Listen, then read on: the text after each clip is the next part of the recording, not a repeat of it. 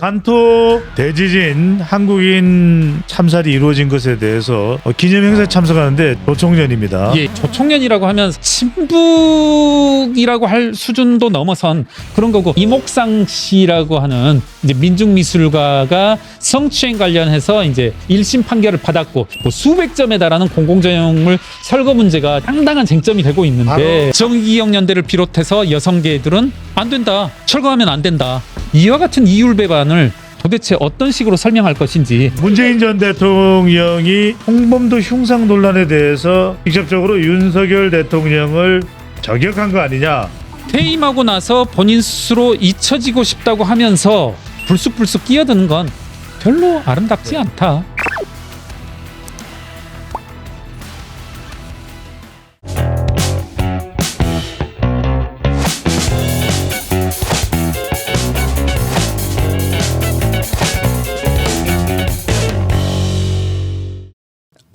최근에 또 문제가 되고 있죠. 윤미향 씨, 뭐 이렇게 조총련계 행사에 간토 대지진 한국인 이 참사죠. 예, 한국인에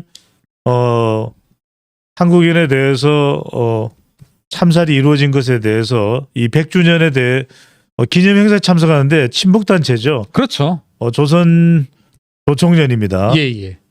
그 뭐 이제 뭐 장경태 의원이 뭐 그런 거 가지고 그러냐, 그러면 한국민주당 의원은 미국 공화당 행사에 참석 못하느냐, 이런 범주로 하던데, 그런 범주가 아니죠. 한국민주당과 미국 공화당의 관계가 아닙니다, 여러분. 큰 관련성이죠. 그렇죠. 예, 조총련이라고 하면 사실은 뭐 친북이라고 할 수준도 넘어선 그런 거고, 기왕에 말씀 나온 김에 이제 윤미향 씨 관련해서 최근에 이제 여러 이슈들이 나오는데, 이와 같은 조총련 행사 참석뿐만 아니라 저로서는 어제 또 재밌는 퍼포먼스가 하나 있었는데, 이 자리에서 말씀드렸지만 이목상 씨라고 하는 이제 민중미술가가 성추행 관련해서 이제 1심 판결을 받았고, 이에 따라서 이목상 씨의 공공조형물들 뭐 수백 점에 달하는 공공조형물 철거 문제가 지금 시민사회 내에서 상당한 쟁점이 되고 있는데, 바로 김경률 회사가 우리 방송에서 이야기했던 그 이목상이죠. 그렇습니다. 네. 예.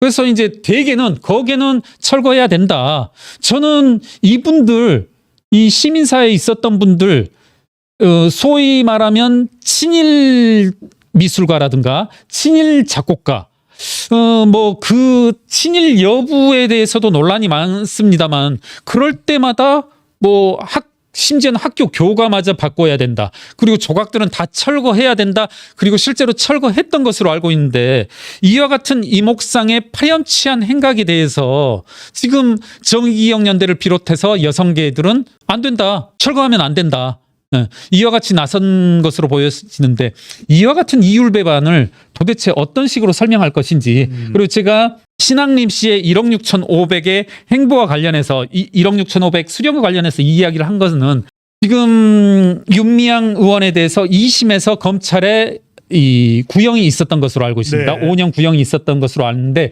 1심 재판에 이제 재판관이, 판사께서 저로서는 아주 쇼킹한 판단을 하였죠. 뭐냐면 안성 소재 전원주택에 대해서 무슨 판단을 했냐면, 검찰의 기소 내용은 대가 이제 숫자를 정확히는 모르니까 이제 대략 하면은 시가 이때의 시가람은 감정평가법인 두 군데의 평가를 받았습니다. 시가 3억 원 안팎의 전원주택을 이 정의기억연대가 당시 8억 원 가까이에 샀거든요. 그래서 이것을 이제 기소한 것인데, 재판관이 이제 대단히 쇼킹한 판결을 내렸죠. 감정평가법인 두 군데가 3억이라고 평가한 데에는 주관적 평가 요소들을 배제하였다. 그러므로 이것은 우리의 법정 판결에 있어서 판단 요소로서는 탄핵한다, 기각해버린다. 여러분, 이 자리에서도 과거 한번 말씀드렸던 것 같은데, 시가를 평가함에 있어서 주관적 요소라고 하는 것은 반드시 배제해야 될 요소이지, 판사의 말처럼 반드시 넣어야 할 요소가 아니죠.